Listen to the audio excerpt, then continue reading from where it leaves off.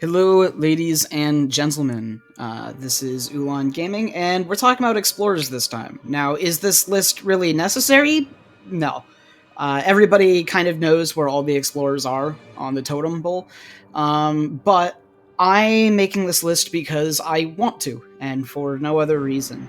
As many people who have, as the few people who have seen my videos consistently know, I love explorers. I love making use of the explorers. I love bringing out the maximum potential of any given explorer to any game. And so I really love explorers, and I think they're all fantastic units that can be used to their maximum benefit.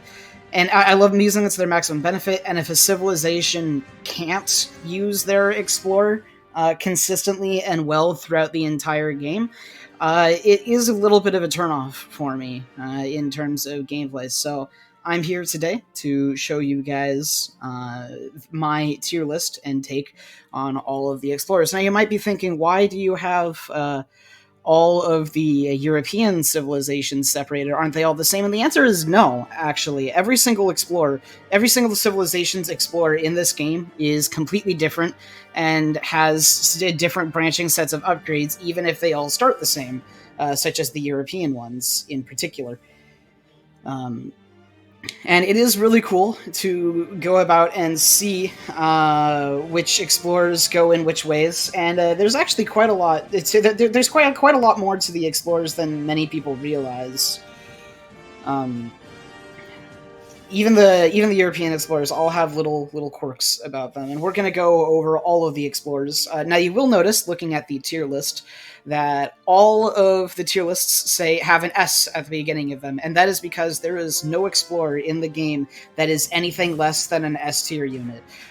The explorer is going to be your primary scout. It's also tanky as hell, no matter who you are, even if you're a European.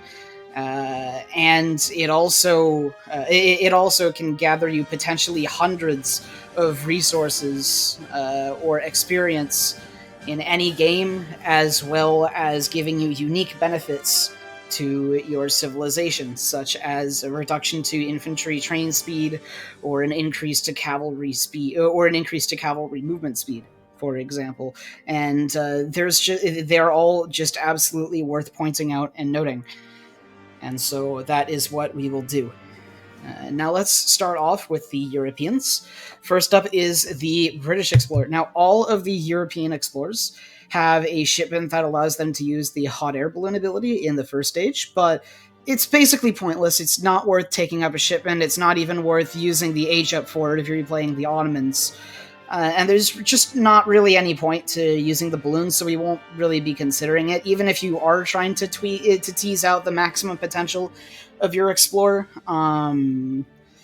there's not really too much point in bringing the balloons. The European Explorer, when you send a card, he gets a dog. Now, the Dog Explorer is actually pretty decent. It has lower HP than the normal Europeans, but a higher attack. And they don't actually have a negative multiplier against villagers. And since their attack does shadow tech harder, it is possible, if you have the dog in like ages 2 and 3, to go around and raid villagers, because unlike other explorers, the villagers can't ignore the dog. And the dog will slowly take them down one by one. So that is a thing you can do. I don't really think it's worth a shipment, though, in most cases. In addition to the dog, with that shipment in age 1 or 2, the British Explorer also gains the Swashbuckler attack, and that is his unique thing from the other European explorers. Now, the Swashbuckler attack is great in most cases. I will say that I think for the European explorers in particular, because they don't scale particularly hard as the game goes on, the Swashbuckler attack is not as good as the Heavy Strike attack, because the explorers need a little bit of extra oomph in their attack in order to actually kill units.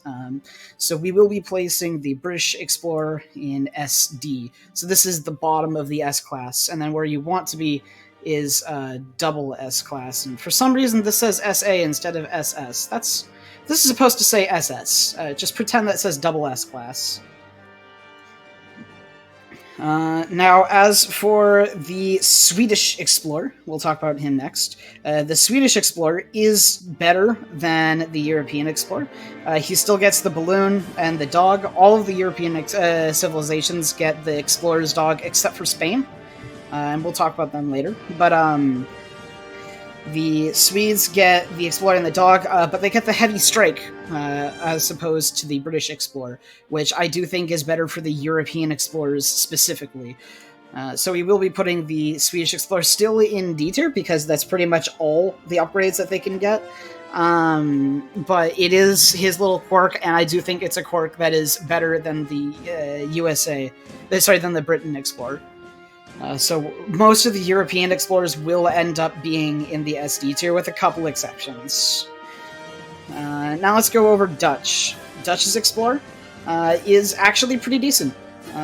The Explorer card that you get, it gives you the stat bonus as per usual, it gives you the dog as per usual, and then as its little quirk, the Dutch Explorer has a 50% cost reduction to town centers, which is pretty cool. It means once you get to the third age, you can build town centers for like 250 wood as Dutch, and I think that's actually a pretty decent bonus.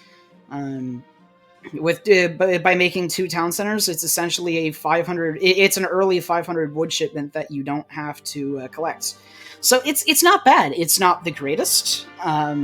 You are better off a lot of the time just shipping 700 wood and then getting like 1 town center, I suppose. But it's a way of looking at things, you know? I do think this bonus is definitely one of the better ones of the Europeans. It's still not enough to take it out of SD, but we will be putting it at the top of SD. Another big problem with it is that Dutch usually don't need any more than 1 town center, because their settler cap is 60. I think. So they really just don't have too much of an issue hitting their settler cap anyways, so it kind of makes it a little redundant to have more than 1 town center. And that is something of note for sure. Now, all of these explorers can be used in combat, and something of note about the European explorers in particular that I forgot to mention is once they hit the 4th age,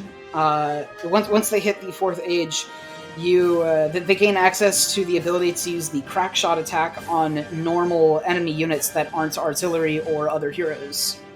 And that is something that a lot of people forget about, just not just in general when they reach the industrial age, but also for when people do strategies like fast industrials. If you are doing a fast industrial strategy, make use of your explorer's crack shot, because I guarantee you will give yourself a distinct advantage by making use of the crack shot at any given opportunity when you use fast industrial strategies as a European explorer. For example, the Ottomans. The Ottomans have a semi-fast industrial where they turtle hard, go to the 4th age, and then make Janissaries and Great Bombards. Well, you can make that even better just by throwing your crack shot in with your explorer. It's an unkillable unit that one-shots things. And that is something of note for the explorers, definitely. A lot of the explorers gain special abilities once they get to the 4th age, either through natural upgrades or through cards and abilities. And the European ability to just one-shot units is definitely up there in terms of efficiency of special abilities like this. So now we'll be looking at France. France's Explorer, all of the Explorers, by the way, they gain the ability to remake Lost Forts should you send the 2nd fort card that's available in the 4th age. Not that many people run that anyways. But it's just something worth noting. Not a lot of people will run it, though. I don't run it even when I try to make use of my Explorers, so there's that. The France Explorer, his ability is better than anything so far. They just seem to keep getting better and better as we go. The France Explorer gains the ability to heal injured units. It's on a cooldown, and it's an area of effect heal. So you have lots of injured units, you pull out you send your Explorer card, and then boom, just every once in a while you can full heal an entire army of units in a couple of seconds. And it's definitely a very worthwhile ability if you want to make any kind of use of your Explorer. It negates the need to spend resources spend a considerable amount of resources on a church and a decent amount of surgeons if you want to get some healing action going on your units. And healing is definitely something that I think is underutilized in Age of Empires 3. Just because the more you heal your units, the longer they can stay alive, the easier you can keep your mass, the better a time you're going to have. It's definitely one of the hardest things that I run into when I go back to USA, as opposed to Aztec. It's so easy to heal the Aztec units, and it's just so much harder to heal the United States units. So with that out of the way, we will now be looking at Germany. So Germany's Explorer, they get the balloon, of course, they get the dog, not that those particularly matter. You'll want to send those cards specifically for the balloon or for the dog. The German Explorer's special quirk is that he builds town centers and trading posts twice as fast, which I personally don't see as too much of a benefit, and definitely not something that's worth a card. So I definitely think that the Germany Explorer so far is the worst Explorer here. I would rather have the British swashbuckling attack over faster trading posts and town center building. Just because it doesn't reduce the cost, and as a result, it's just not worth the card. It's definitely just not worth the card. Speaking of not worth the card, we're going to look at Ottomans. The Ottomans, besides their dog, their quirk is that they get extra movement speed. They go up from 4.5 to 5.5 movement speed, which movement speed is great. It's an excellent stat, particularly on explorers like the Lakota Warchief or the Aztec Warchief. It's not good with the Europeans. The reason it works so well with the Lakota and Aztec in particular is because these war chiefs here are tanky, and they will soak up entire armies worth of shots by themselves and be perfectly fine. The Aztec one in particular has the cover mode, so he can just stay in front of an enemy army of musketeers or skirmishers forever, it feels like, and just not die. But the Ottoman Explorer is not bad, and he definitely has the issue of he definitely has the issue of, like, you have a fast explorer, now what? What are you going to do with him? You can't tank, you can't do anything. And so he is going to go at the bottom of the list here. Next, we're going to look at Portugal. Portugal is one of the two explorers that will actually make it out of European explorers that will make it out of the SD class. The Portugal Explorer has the innate ability to use the telescope, and you can basically just use this to scout maps and such like that. His Canine Companion card increases the line of sight you get from telescopes by 6, which is unnecessary, not particularly worth. It is notably larger, but it's not super worth. But the telescope ability in itself is just extremely valuable, and you can be very, very skillful with how you use it. In particular, I played a competitive game against a Portugal player by the name of Ominous, and we went back and forth through a lot of the game, and it was a very close game overall. He was Portugal and I was USA, and I looked back at the recording, and it became very clear to me that Ominous was very, very practiced with Portugal, and very knowledgeable on the minds of the opponents, because several times he would successfully predict, throughout the game, he would successfully predict where I might be stationing my army in case he tried to attack. And he would, wait, can I? Oh, I can change that. Cool. He would several times throughout the game successfully predict where I was stationing my units in case he would attack.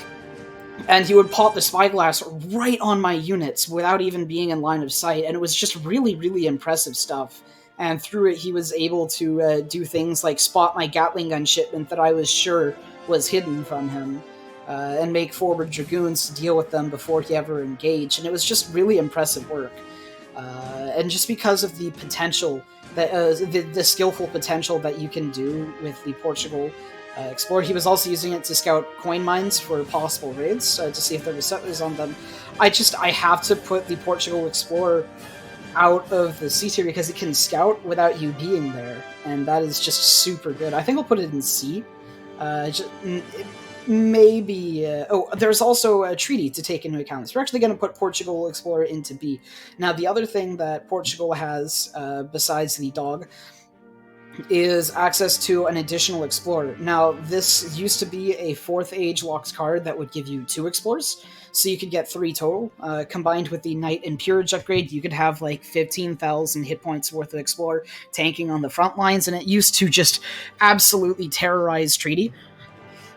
This has been nerfed since. They now went from having 3 human explorers in the 4th age to getting a second one in the 2nd age for a total of 2, plus your 3rd being the dog. So it's definitely nerfed. It still is pretty viable in Treaty. Not that I play Treaty, but I hear people complain about it still. So for that reason, we will be putting the Portugal Explorer in B tier. Now for Russia. Russia gets their dog, and they also get an additional 2. They also get an additional 2 times to their multiplier against Guardians. So they get a total of 5 times, which does make them. Which basically just means that they become treasure hunting machines, especially once you hit the 2nd age.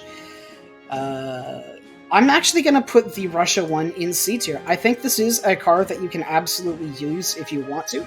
I have actually seen it used in games before from Russian players, just because it's an option as your first card because Russia doesn't have a 3 settler card. Now, Distributivism still is probably the better card overall.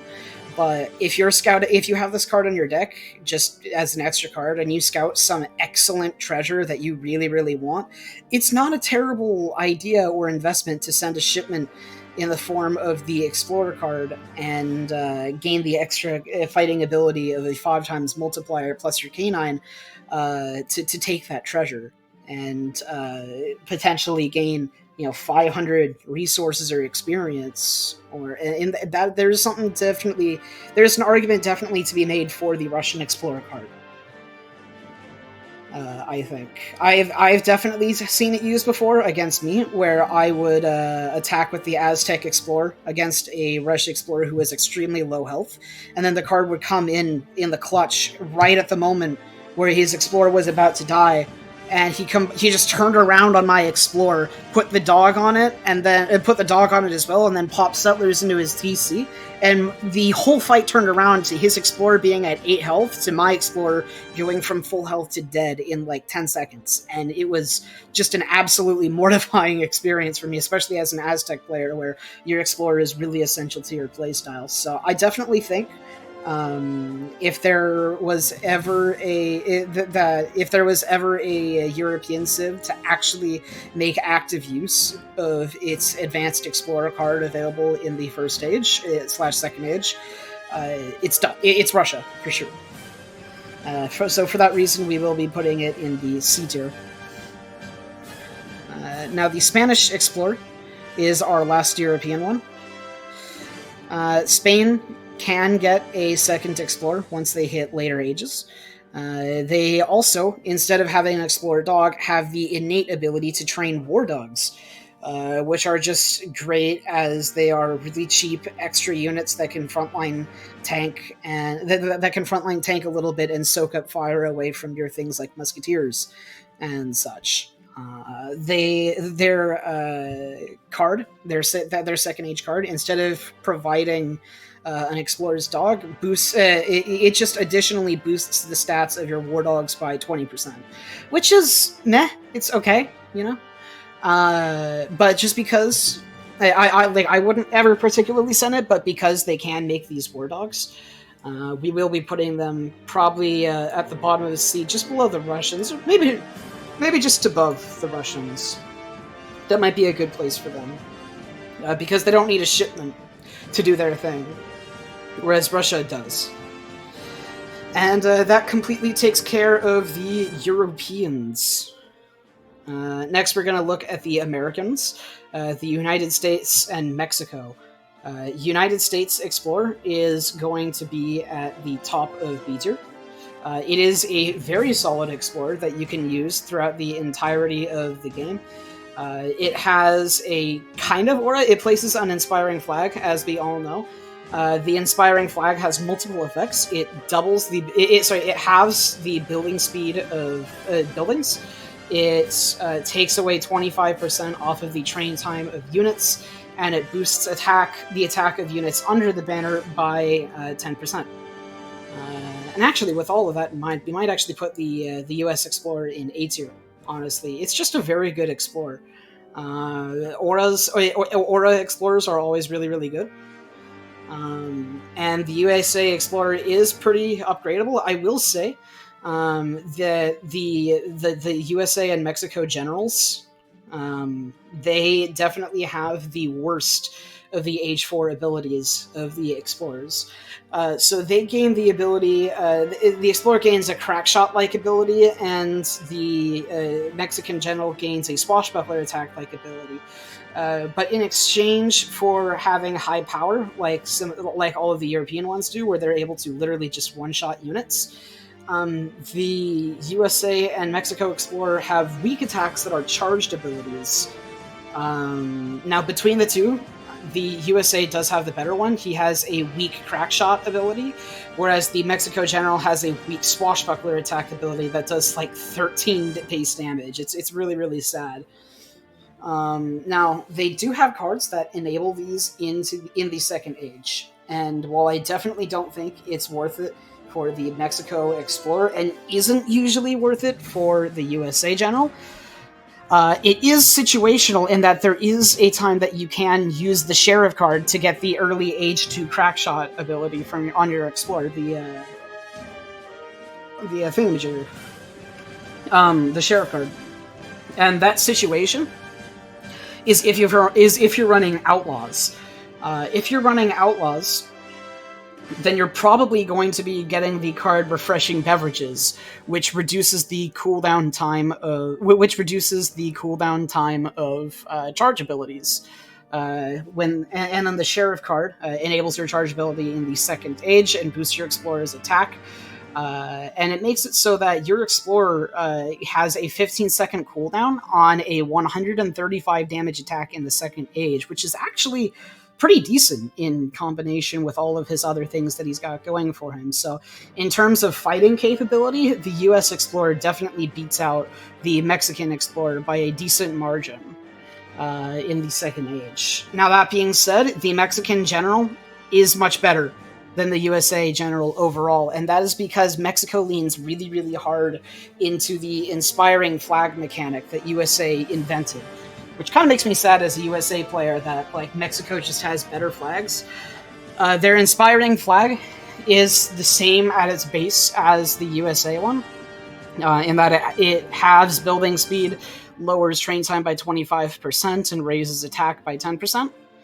Now, the USA General has multiple cards that upgrade this. One in the 5th Age that makes it boost HP by 5% in addition to the 10% attack.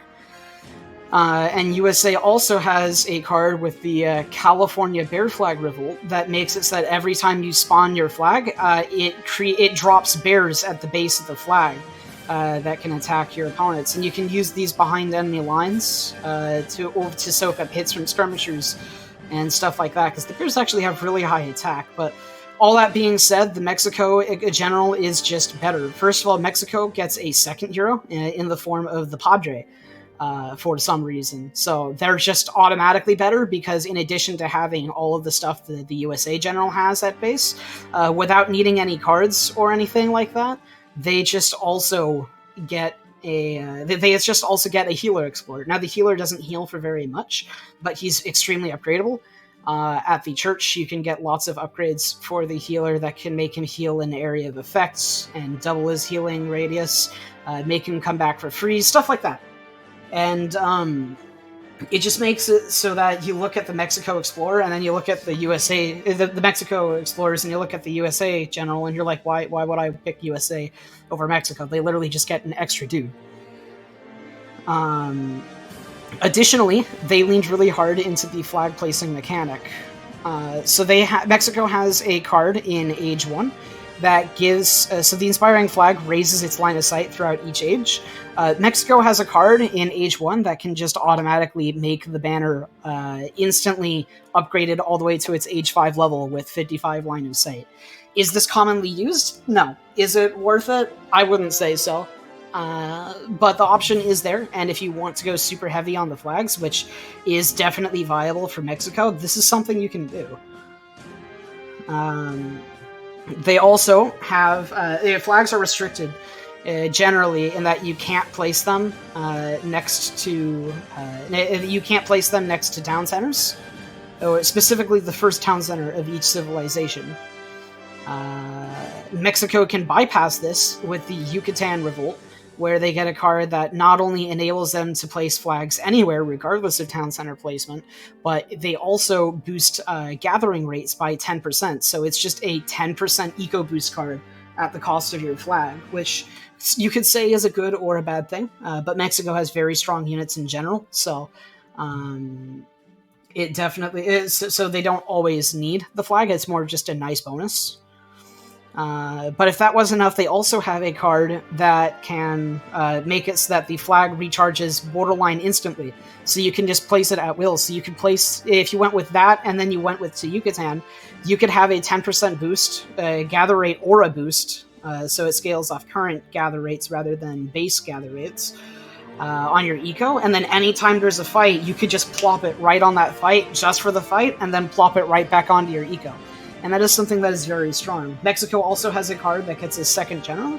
I personally don't see the points in this card. I sent it in a testing match at one point just to see whether or not this would allow your Mexican general to have 2 flags and whether or not they could stack. But alas, the flag cooldown is shared by both explorers, so you can only ever have 1 flag on the battlefields. So that is definitely a thing there. But overall, they just lean way harder into the flag mechanics that USA pioneered and have stronger options across the board, as well as 2 different types of healers, of explorers, and one of them being a healer, while still having good multipliers in attack as comparable to any other explorer. Next, we will look at the Raz and Emir from Ethiopia and Hausa. Both of these have their merits. Specifically, the Ethiopia explorers can turn out better, but the Hausa explorers start out better. Now, the Raz and Emir are they're goon-type explorers, in that they ride on they ride on mounts and they fire guns. But their ability, instead of a crack shot, to instantly one-shot settlers, to instant one-shot treasure guardians like everything has so far, their treasure-killing ability is the chaos ability, where they can temporarily make all of the guardians on a treasure attack each other instead of the explorer. Now, this sounds fantastic, but in most cases, I find that the Raz and Emir actually have a harder time taking treasures than other explorers. And this is because a lot of the treasure guardians in the game have high HP and low attack in comparison to their HP. And so when you use this ability, you'll often drop like most of the treasure guardians' health to like 50-ish%, but then nobody will actually kill each other, even with you firing on them. And then they all turn on you at once, and you realize that you're just this normal explorer with no outstanding fighting capabilities, and you have to back away from the treasure. So I find it very, very difficult to collect treasures as the Raz and Emir. Now, that being said, they have an aura, but it's a fealty aura, which is the antithesis to the normal auras that most other explorers can generate, such as the flag or the Warchiefs. So the fealty aura, instead of making units around them stronger, the fealty aura makes it so that every friendly unit around your Raz and Emir make the Raz and Emir stronger, which I view as a rather negative thing. Because the Warchiefs have because the Warchiefs by themselves, without needing a fealty aura, are as strong as the Raz and Emir with fealty auras. But then they also give their bonuses to other units. So that definitely is an inherent negative to the Raz and Emir. Now, in the late game, the Raz is much stronger than the Emir, the Ethiopian one. Towards the late game, you can gain an ability in the Industrial Age to temporarily use your Chaos ability on enemy units in an area of effect, so that you can make an enemy have his entire military start killing each other. Which is much more efficient for enemy units than it is for Guardians, because actual military units generally have higher attack in comparison to their HP than Treasure Guardians do. So you'll have a lot more success with that, as well as the fact that by the time you're in the Industrial Age, you will probably have a decent military that can help fire into the enemies while they are attacking, while they are attacking each other, rather than it just being your Explorer. So for its late game capability, I would definitely put the Raz towards the top, probably right around here. Yeah, towards the top of the A tier. I don't know. They aren't really useful until the later stages of the game. I think this is a pretty decent spot for them, in all honesty. But now that I think about it, I would prefer a general over an Emir, just because of the lack of treasure taking capabilities.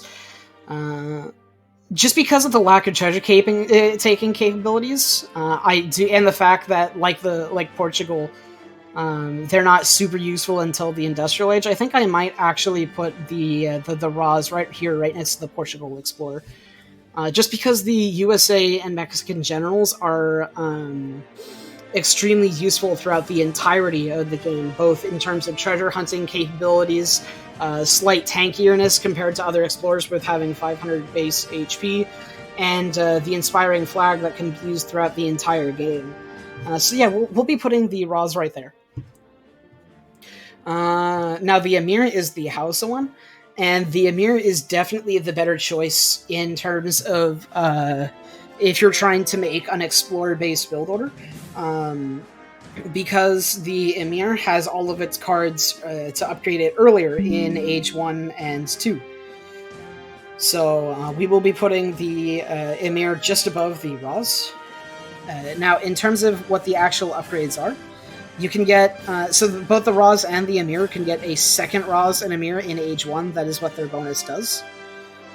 But whereas Raz gets a shipment for whereas Ethiopia get a shipment for only a Raz, Hausa get a shipment for a second Emir, as well as a Hausa builder to build any building they want.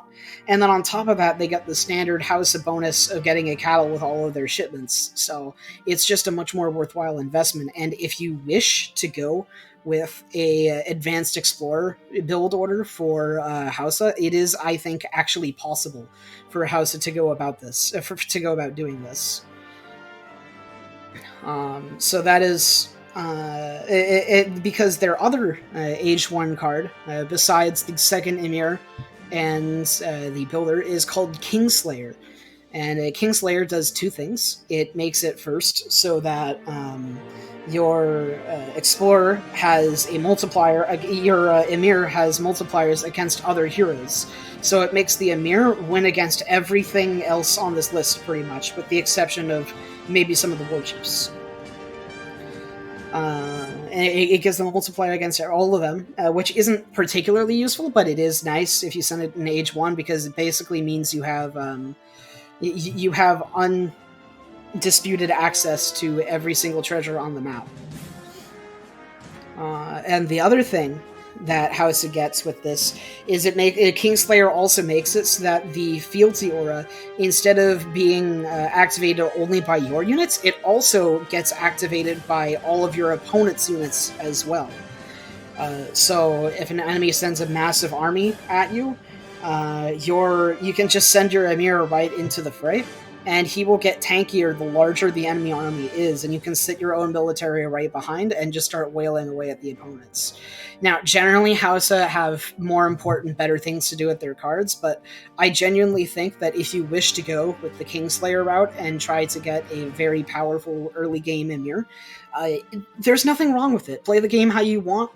You could even have some decent success doing this. It's not meta, and it never will be meta, but it's definitely an option that you can do.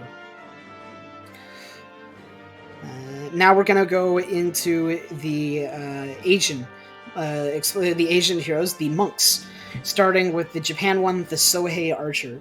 Now, the Sohei Archer is, in my opinion, the most unique of all of the explorers. So they, instead of having a crackshot ability, they have a % chance to do a critical attack for double damage on the enemies, on the enemies and treasure guardians that they fight.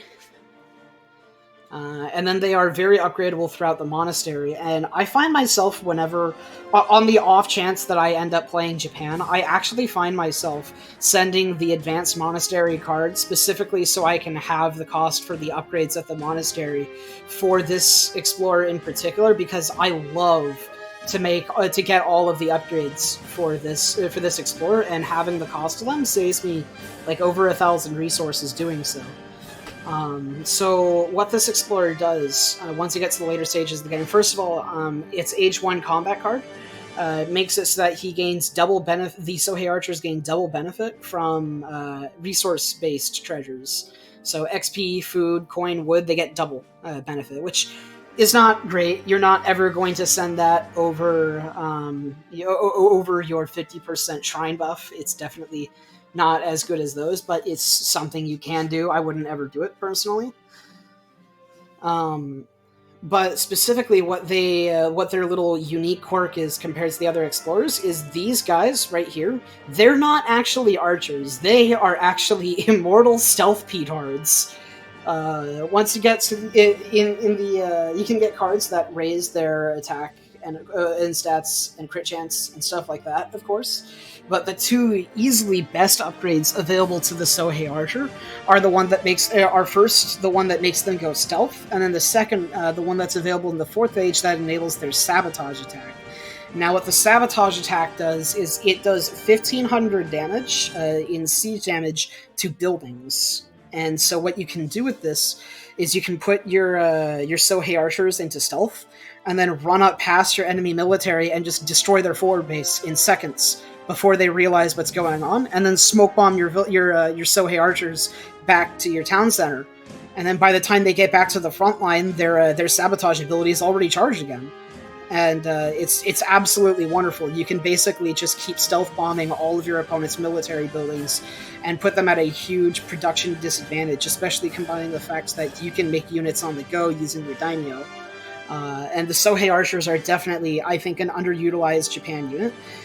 They also get a card in Age 3 that gives them a negative aura to enemy units, where it decreases enemy attack. Which, while normally a negative aura wouldn't be the greatest thing in the world because you could just move away from it, with the Sohei Archer in particular, with the combination of the stealth upgrade at the monastery, you can just sit them in your opponent's military, and your opponent might not even realize, if he's not paying super close attention, that his units have a negative aura at all. So we will be putting the Sohei Archer probably at the bottom of A tier. I definitely think that they have lots of utility use and capabilities, and can absolutely be used if you really want them to, but they do take lots of cards and upgrades to get going, whereas the Mexico and USA generals are strong from the get-go and have lots of powerful capabilities without needing any upgrades. I do, however, think the Japan upgrades are worth it. Now the Indians, in terms of pure treasure hunting capabilities among all of the Asian explorers, I definitely think the Indian explorers are absolutely, without a doubt, the best explorer at taking treasures between the 3 monk classes. The Brahmin is what they were called. These guys ride elephants. They have area of effect attack, and there's 2 of them. Their ability is the Stomp, where they it is the stun, just like the rest of the monks that have the stun. They all have the stun ability, where they can temporarily disable enemy units. I will say that I think the Stomp ability, the Stomp passive ability, is worse than the critical. I think every Indian player would much rather be able to critical strike rather than stop an enemy from moving for 0.8 of a second with a 10% chance. It's definitely not as good as the critical strike. But the stun capacity plus the area of effects on the Indian monks makes them just absolute monsters in taking treasures, and you can very easily, without really any too much danger to yourself, take like 6 or 7 treasure guardian treasures, smaller treasure guardian treasures in like the first age, and then once you get to the later ages, you can take the bigger ones with like bandit riflemen and such. But I have, with complete ease, taken like on New England, you'll often find like a 6 or 7 coyote treasure guardians guarding a settler, and with the Brahmin, you can just stun 2 coyotes and then area of effects everybody to death in seconds, and take that 6 settler in like the first 3 minutes of the game. And it's absolutely fantastic. Now, they also double as healers, so your explorers will never be on low health, they'll always be on high. They have really fast movement speed. They have 6 movement speed, I'm pretty sure. And as for their upgrades, they get a bonus to their healing capacity, which is really, really nice. And they also gain gain a speed aura to elephants. So it's kind of like the Lakota Warchief, where he boosts the speed of nearby units, but it's specifically for elephants. Which is okay. You know, why not? I guess I'll take it. I'd much rather have something else. But I definitely think that the Indian Explorer deserves to be higher than most of the European ones for the simple sheer ability, treasure-taking capability that the Indian elephants have. Because the Indian Brahmin are just absolute monsters at taking treasures in the early game. There's nothing stopping these guys, really. The only thing not going for them is they don't have a crack shot, so they can't whittle down things like bandit riflemen and such. But we will put them right here, because it does pair well towards the end of the game with the elephants. And there's also the fact that there is the monastery upgrade to let them train white tigers, as well as the card to let them train normal tigers. And through both of these upgrades, you can have a total of 20 tigers in your military pretty much at all times throughout the game. And the tigers are pretty decent at just being in the front line and being annoying, kind of like the Spanish dogs, but just way worse because tigers are better than dogs and you can have 4 times as many. So we're definitely going to be putting the India Explorer right there. They also have an upgrade card in the 3rd age that gives them a negative speed bonus to enemy military near them. I don't think this card is particularly ever worth it, except in very niche circumstances, where you just really where you're trying to slow down some like Cossacks or fast-moving units so that your Mahouts can catch up to them. Then you might have some use for that card, but other than that, I don't really think it's particularly worth it. Now let's talk about the Shaolin Master. So the Shaolin Master, he has critical strikes and the stun ability, just like the Japanese monks. But he's a much better fighter, a little bit comparable to the Aztec Warchief, just not as good. He has the roundhouse kick ability once you get to the Industrial Age, which does a huge amount of splash damage, like a swashbuckler. A little less than an Aztec swashbuckler, though. And makes it so that for the next like 10 seconds or so, every single attack that your monk does is a critical strike that does 2 times the damage. So this guy can be a real like damage dealing machine. And besides that, you also start with a disciple, and your explorer has the ability has a 20% chance on kill to turn enemies into disciples, and your disciples have a 10% critical chance and a 10% conversion chance, just like the China Explorer has 20. in both of those. So you can do this fun build order where, if you want to, as China, and not many China players do this, you can do something of a rush using the Explorer, giving you like 10 disciples, and the pagoda, which boosts your explorers and disciples in combat. And then you can get the monastery upgrade that further boosts your chance to crit and convert, although I think that one's not available until the 3rd age. But there is absolutely something to be said for the China Explorer rush, in that he can single-handedly start a rush. And he is valuable throughout the whole game. He is a definite threat on the battlefield with having very high damage and just being overall in the way.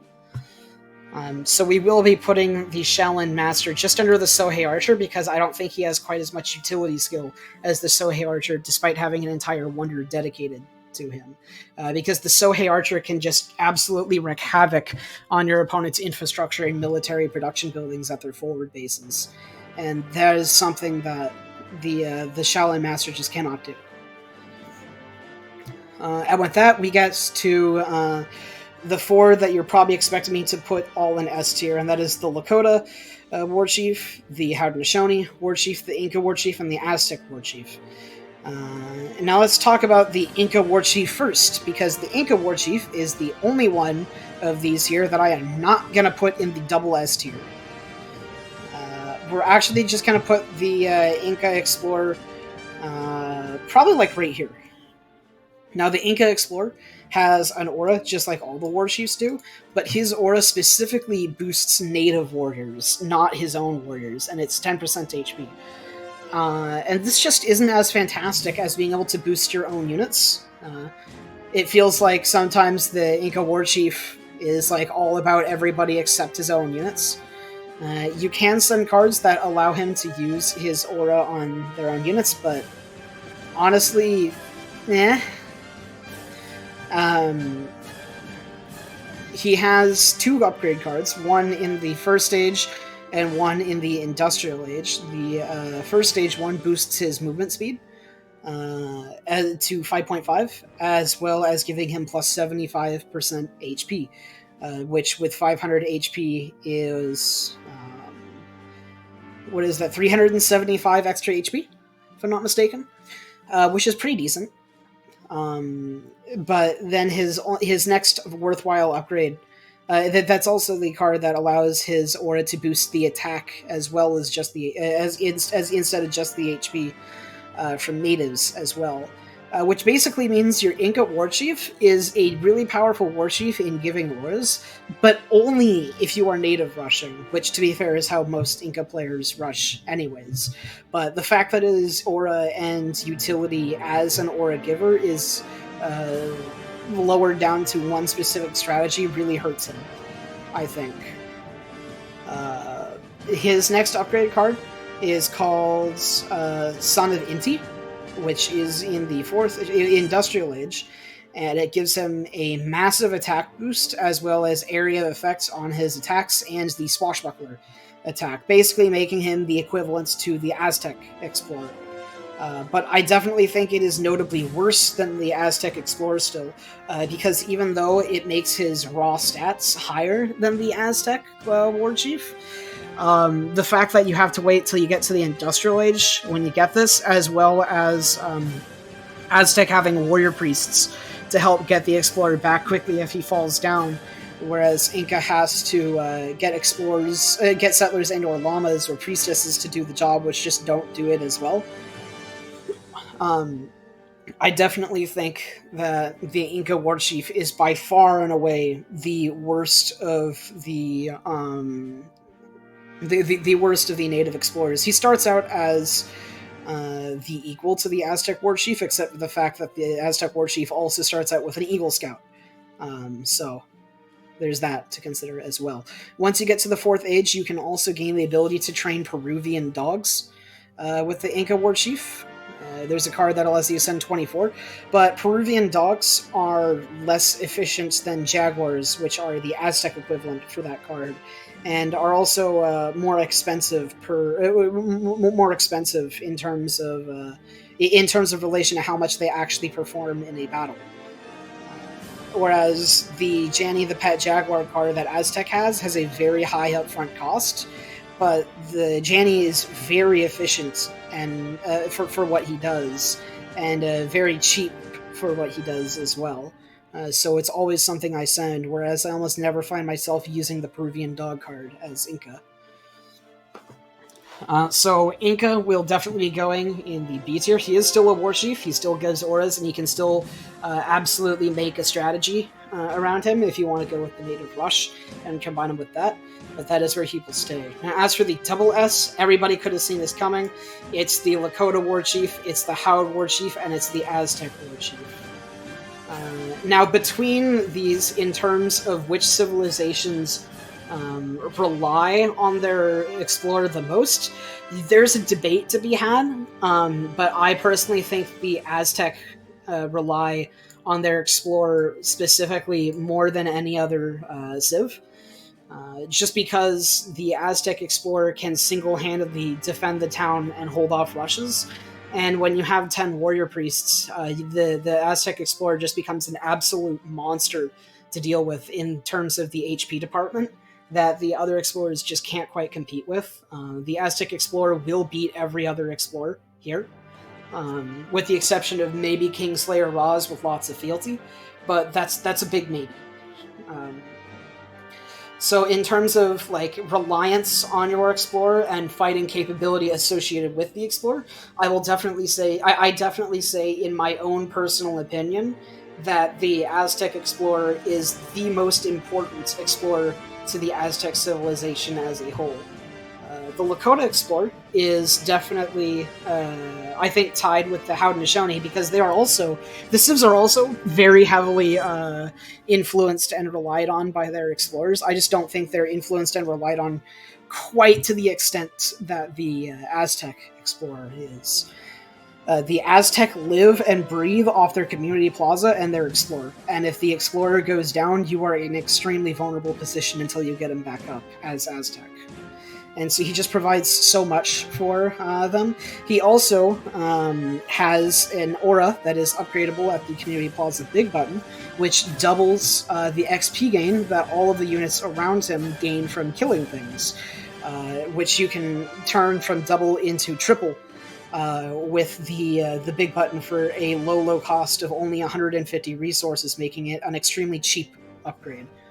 I like to use what I call the Aztec Manor Boom whenever I'm fighting a British player, where the Brit player will try to Manor Boom, and Brit players, they'll scatter their houses around the map to try to give them line of sight. So I just make like 10 pikes and march them around with my Explorer and get the big button as early as possible. And it makes it so that each manor house gives me 243 XP. So I can XP boom off of the manor houses. And it's a pretty funny strategy. That's why I like to call it the Aztec Manor Boom for that specific reason. And the Aztec just provides so much in that regard, because when you combine the Warrior Priest with the Aztec, with the Warchief, on the XP dance and stuff like that, Aztec are just absolute monsters when it comes to shipments, and they can use their Explorer and their Warrior Priests to gain so many shipments. And Aztec is one of the few civs, as a result, that will often exhaust most of their cards in a game. In a game that lasts 17 or 18 minutes, an Aztec player will have like maybe 5 cards left in their deck. It's actually really funny. They just burn through cards so fast as Aztec, and it's definitely one of my favorite things about them is being very selective with what you include in your deck, because you're probably going to use it. Rather than the other European ones where you're like, well, this is my build order and it takes up 5 cards. I guess I'll just add 20 more for fluff in case I need them. Now, the Lakota Warchief is also a monster. He is the fastest Warchief in the game. He has a Berserker attack, which is basically a melee crackshot. which I definitely think the normal crack shot of the Europeans is better than the Berserker attack, just because you can hit and run. You can crack shot one dude and then run away with the Europeans often before you're in danger at all. Whereas the Lakota Warchief, while he does have more HP and more movement speed, the fact that you do have to get within melee range of an entire group of treasure guardians in order to crack shot one of them and then run away, I think definitely hurts him. In that regard, he's probably not the best at actually taking treasures, but he is fantastic at scouting the map and then stealing treasures from other people. Now, as for his aura, the Lakota aura boosts movement speed of the Lakota units, which is an absolutely fantastic, and I've always felt somewhat broken aura that Lakota has, where they can just get things like bow riders and axe riders and Tukola soldiers and just have them be stronger and faster than all of your anti-cav. You can make, or like you make Hussar, and you're at the enemy's axe riders, which is already like an S tier, like Huss equivalent unit, and they will just catch up to your Hussar and mow them down in seconds. Like the extra speed bonus that the Lakota get is very, very, very nutty. They also have a card in Age 1, I think, that makes it so that the aura will now also boost the siege of units, which is pretty nice, especially considering Lakota doesn't really have very many siege options until you unlock the siege dance in, I think, the 3rd age. But I don't know I don't play Lakota, and I don't know how many Lakota players actually run that card in their deck.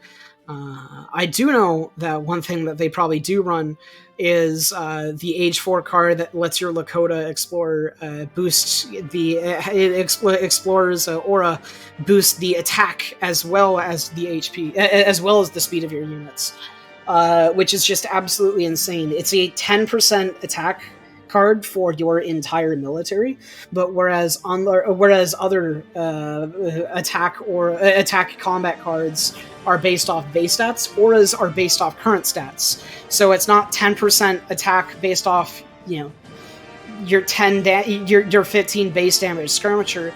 It's 10% attack aura based off your champion skirmisher units, like 25 attack, which is notably better. And as a result, the Lakota Warchief, the Lakota in general, which already have very high damaging units, can just get some absolutely insanely high damage numbers in the late game once they hit the Industrial Age. And it's definitely something that is of a note there. Now, as for the Haudenosaunee Warchief, the Haudenosaunee Warchief is very, very good at taking treasures because he's the only one that is ranged of the Warchiefs. So he's kind of like the European Explorers, where he can kite treasure guardians. He has the sharpshooter attack as well as the eagle eye ability at base, whereas Aztec need to use an age up to get their swashbuckler attack. The Haudenosaunee just gets eagle eye right from the get-go, if I'm not mistaken. The big button at the community plaza will make it so that the Warchief heals as well. Oh, I did forget to mention that the Lakota Explorer upgrade at the Community Plaza makes it so that he gets a 10 times multiplier against artillery. That is definitely something that I forgot to mention. But the Haudenosaunee Warchief, his aura boosts HP. He can heal. You can use a card that makes his aura also boost the HP of buildings. I would never send that. It doesn't seem particularly useful.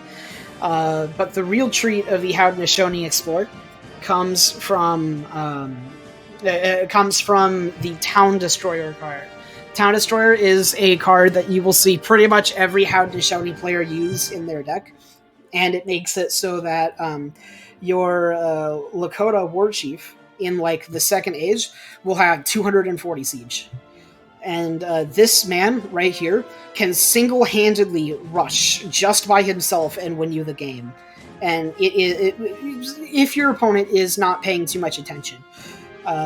You get to the 2nd age as fast as you can, barely making any settlers, if any at all.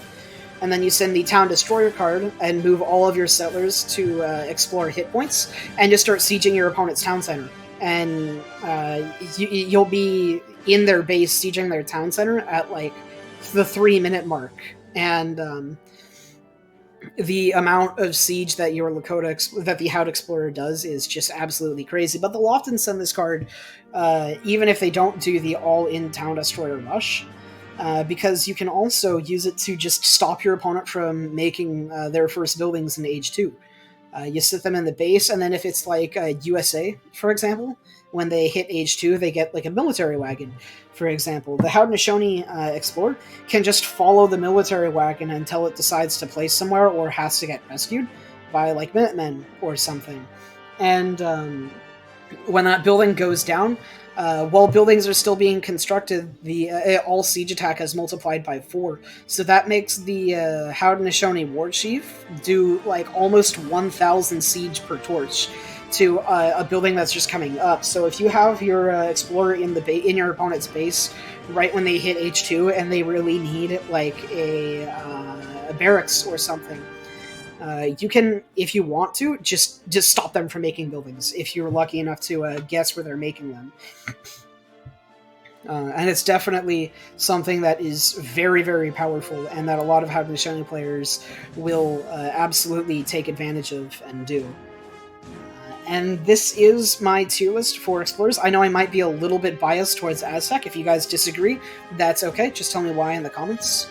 I do like to read and reply, as many of you guys know, and this was mostly just a personal tier list that not many people needed, but I wanted to do because who knows, maybe there's somebody out there who watched this video and realized that, oh hey, this explorer you can make a build with this explorer, and I want to try that out. And it's all about getting people to try out new build orders that they've never done before, which is kind of the reason that I talk so highly of the Maigadi and put it next to the Nizam Fusilier in the heavy infantry tier list. And with that out of the way, thank you very much for watching, ladies and gentlemen. I hope you'll join me next time where we'll be covering mercenaries, and goodbye.